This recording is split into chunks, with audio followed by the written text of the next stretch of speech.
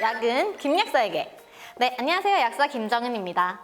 우리 닥터유의 무엇이든 물어보세요 유에서 닥터유 선생님께서 건강에 관련된 좋은 상식들, 많은 재미난 얘기들 해주고 계신데요. 약은 저 김약사에게. 지금부터 저는 여러분들에게 약에 관련된 이야기들, 어떻게 하면 좋은 약을 고를 수 있는지, 또 약을 올바르게 복용하려면 어떻게 해야 되는지 이런 부분들을 같이 이야기해 보려고 합니다. 나이대별로 섭취해야 되는 영양소에 대해서 알아보겠습니다. 빠밤. 부담스러워. 20대들이 반드시 챙겨야 하는 영양소는 뭔가? 20대는 네. 쇠도 씹어먹을 나이 아닙니까? 그렇죠. 그럼 쇠를 추천해 드리도록 하겠습니다. 가장 많이 필요한 게 비타민 B군입니다. B요, 비타민 B. 비타민 B군.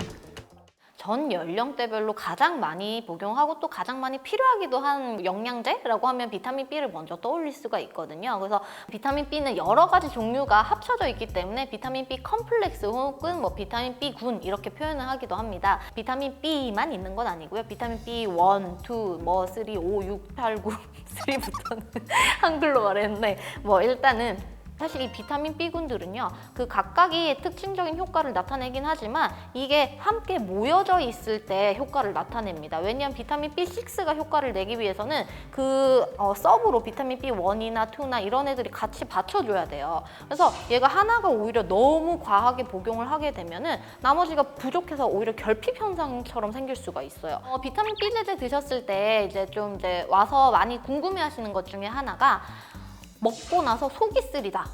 그래서 나 이거 언제 먹어야 되냐, 아니면 속 쓰리니까 반품해달라고 들고 오시는 분도 있고 한데, 제품의 문제가 아니라요, 복용 방법이 잘못된 경우가 많기도 합니다. 그래서 위장장애를 실제로 호소하시는 분도 많거든요. 근데 그런 분들은 식사를 하시고 드시는 게 좀 더 도움이 될 수가 있습니다. 비타민 B 같은 경우에는 우리가 에너지를 내기 위해서 복용을 하는 거기 때문에요, 저녁보다는 아침 시간대에 복용을 하기로 권장드리거든요. 그래야지 우리가 에너지가 필요할 때 효과를 좀 더 효율적으로 볼 수 있으니까.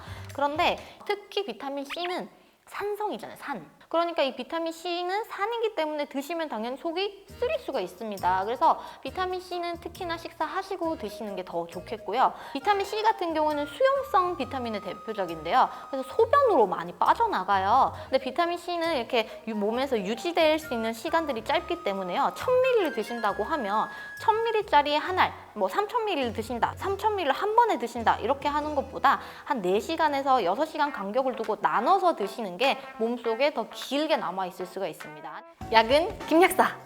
개인적으로는 이 전 연령대에 필요한 거에 1순위로 꼽힐 수 있는 게 이 비타민 D라고 생각을 합니다. 그래서 최근에 비타민 D는 뼈 건강보다는 우리가 전체적인 면역 때문에 더 많이 드시고 계시거든요. 그래서 실제로 저희 아기도 이제 지금 100일이 지난 아기인데 비타민 D부터 시작을 해가지고 이제 아기 때부터 비타민 D, 저도 비타민 D, 남편도 비타민 D, 전 연령대로 비타민 D는 기본적으로 복용해야 되는 거라고 생각을 하거든요. 그래서 비타민 D 같은 경우에는 이 항산화제 성분이랑 같이 들어간 게 조금 더 이 비타민 D의 효능을 오랫동안 유지하는 데 도움이 될 수 있다고 해서 여러 가지 물질들을, 그러니까 항산화 제품들을 넣기도 하거든요. 비타민 C하고 같이 들어와서 비타민 C, D 이렇게 들어간 게 있어요. 비타민 D는 지용성 비타민이기 때문에 과량 복용하는 경우에는 몸에 축적이 돼가지고 이제 과도하게 그런 문제점이 나타날 수가 있어요. 비타민 B랑 C와는 달리. 예를 들어서 오늘 모르고 내가 2알을 먹었다. 그럼 내일 쉬시면 됩니다. 나름 꿀팁이죠. 모르고 5알을 먹었다. 5일 동안 쉬시면 돼요. 그런 식으로 몸에 축적이 되어 있기 때문에 그렇게 드시는 방법도 있기는 합니다. 그렇다고 해서 귀찮다고 여러 알 한 번에 드시면 그런 경우에 설사하거나 문제가 될 수 있으니까요. 적당하게 많이 드시는 게 좋을 것 같고요. 그 무엇보다도 저는 좀 강조하고 싶었던 게 비타민 D하고 같이 해서 꼭 드세요 라고 제가 추천하고 싶은 걸 몇 가지 꼽으라면 프로바이오틱스입니다. 바로 유산균으로 좀 더 잘 알려져 있는데, 예전에 프로바이오틱스 드세요 하면 저 똥 잘 싸는데요? 이래요.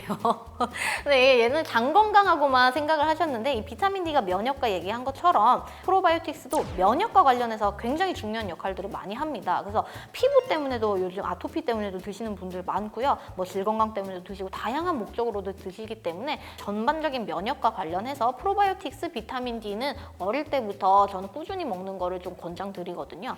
그리고 40대, 50대 분들한테 조금 더 손발 저림, 눈 떨림 이런 데에 마그네슘을 많이 찾으시는데, 마그네슘은 솔직히 지금 약국가에서 예전부터 좀 핫한 성분이긴 합니다. 그래서 여기저기 쓰일 때가 많아서 그런데 마그네슘이 하는 역할을 항상 제가 설명드릴 때는 마그네슘 이렇게 꽉 뭉쳐져 있는 근육을 싹 풀어주는 역할을 한다 이렇게 말씀을 드리거든요. 아급이라는 제품이 있는데 이 제품이 약국에서 굉장히 베스트셀러다 보니까 마그네슘하고 비타민 E하고 나머지 뭐 감마올리자놀이라던가 아니면 조금의 비타민 B 성분들이 같이 들어가 있는 제품인데요.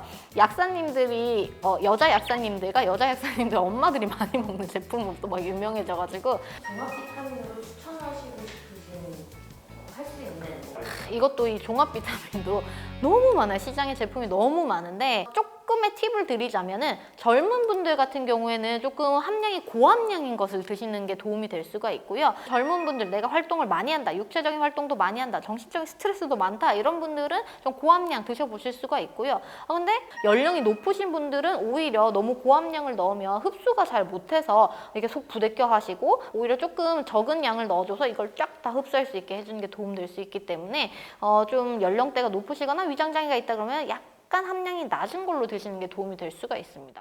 약은 김약사. 그래서 지금까지 여러 가지 말씀 많이 드렸었는데요. 내가 갖고 있는 약들 중에서 이게 정말 좋은 약인가? 뭐 해외 직구를 했는데 이거 진짜 먹어도 되는 건가? 아니면 어떻게 먹어야 되나 궁금한 게 있다면 가까운 약국에 가서 약사님들에게 물어보시면 좋을 것 같습니다. 지금까지 약은 김약사에게 김정은 약사였습니다. 도움이 되셨다면 구독! 더 많은 정보들이 궁금하다면 좋아요를 눌러주세요.